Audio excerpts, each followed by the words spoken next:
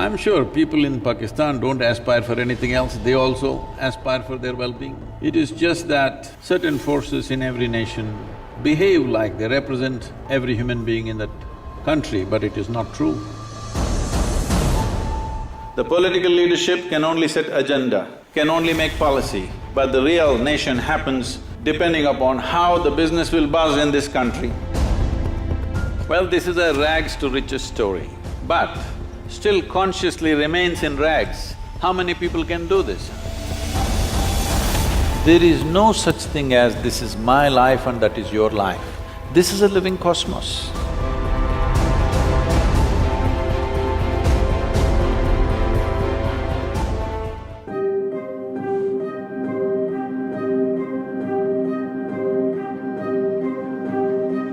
At this time we have of raised tensions, how do you ask people to move forward, how to do things in a way which allows them to find a common ground? When we invest in problems, problems multiply. It would be wise to invest in solutions. But in a democratic nation, when you take everybody's opinions and emotions and considerations, it's very difficult to move in any one direction. But I feel this wouldn't be a very difficult problem to solve if there is an abstinence from daily violence that's unleashed in the form of terror. The old philosophy of 1,000 cuts is still being executed. When that's going on, it becomes very difficult to even talk about a solution.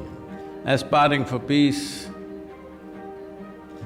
is definitely in everybody's heart, but when it is being declared by the proponents of this violence very clearly, our goals are not geographic. That is, Kashmir is not the goal. Once we liberate Kashmir, we will liberate the rest of India. When these things have been clearly stated, I don't see how you can talk with the same people endlessly peace because it's ridiculous. So I feel the region has to make efforts to bring an economic prosperity. I think if the rest of the countries show economic prosperity, I'm sure people in Pakistan don't aspire for anything else, they also aspire for their well-being. It is just that certain forces in every nation behave like they represent every human being in that country, but it is not true. You should see the bonhomie that Indians and Pakistanis have outside the country when they're outside that region. The political leadership can only set agenda, can only make policy, but the real nation happens depending upon how the business will buzz in this country. Well, I know there are difficulties, I know there are challenges. There are problems of corruption, there are problems of variety of things, roadblocks all over the place. But this is our time. We can talk about glorious past, it doesn't matter. This is our time on this planet. Whether we will make this the greatest time in history of humanity or we will make it the worst time is all in our hands.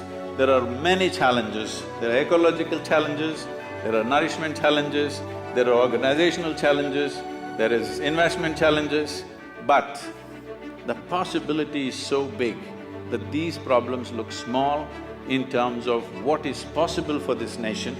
India as a nation has a great future because, as I said earlier, without evolving great human beings, there is no great nation.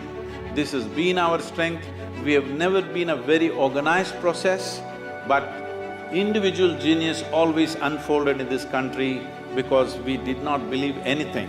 We were always seekers. This is not a religion, this is understanding the intelligence of ignorance, understanding that the phenomena of life is always on full fire if you are in a seeking mode.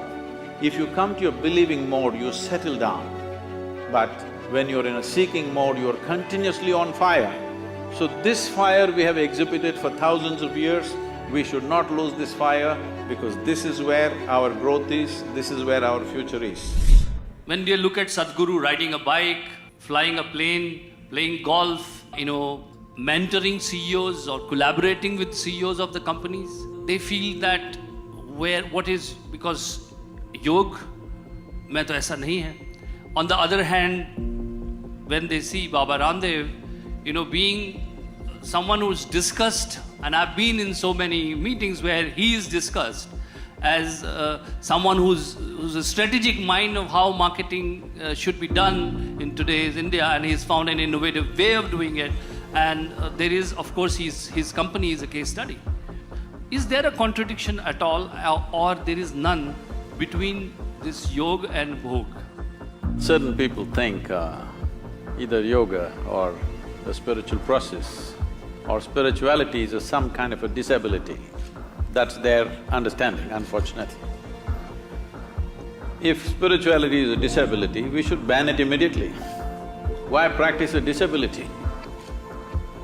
Spirituality is a way of empowering yourself in such a way that we can enhance life to a point where other people will think it's superhuman. Because as life we have only two ingredients. There is time and there is energy. It is only the energy we can manage. By accumulations, your life is not enhanced. Maybe in other people's eyes you're enhanced. As a life you are no way enhanced. Only by enhancing your energy, only by having mastery over this, do you have access and purchase into this life.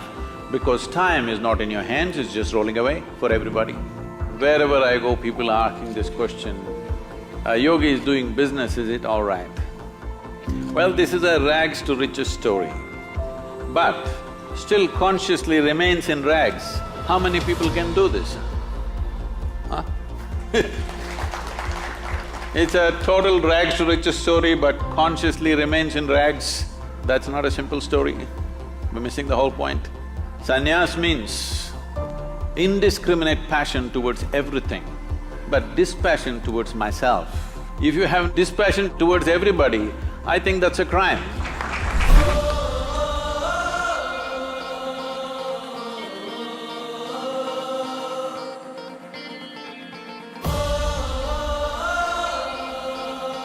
My question is, how do I see or understand Adiyogi as a Swayambhu, which is self-born, and Aja as unborn, since both are contradictory? Also, he is referred as limitless and nothingness. So can you please state your opinion? So Adiyogi literally means the first yogi. A yogi means who consciously obliterated all boundaries around him. This is my body, that's your body. This is my mind, that's your mind. But I want you to understand, there is no such thing as this is my life and that is your life. This is a living cosmos. If you identify with the fundamental life process, it's not here, it's just happening all over the place. So in that sense, we are saying he is limitless, because he is not sitting there as a body, nor is he sitting there as a psychological structure. Both these things are outside influences on you. About him being a Swayambhu, it means that he is self-made, everything that he is. See, today you're sitting here, you may not be conscious, but your father, mother, your grandparents and their grandparents and their grandparents, if you go 100,000 generations, all of them are in some way living through you. What you call as myself right now is not you. It is a consequence of a huge amalgamation of memory. A little bit you have added your character to it, but rest of it is all come to you from somewhere else. So when we say a Swayambhu, because he is no way using his ancestry, no way using the faculties or the memories of the body, he has placed himself above that. He is completely himself, not a consequence of history, not a consequence of genetics, but he's all by himself. So we call him, he's totally self-made, or he's a Swayambhu.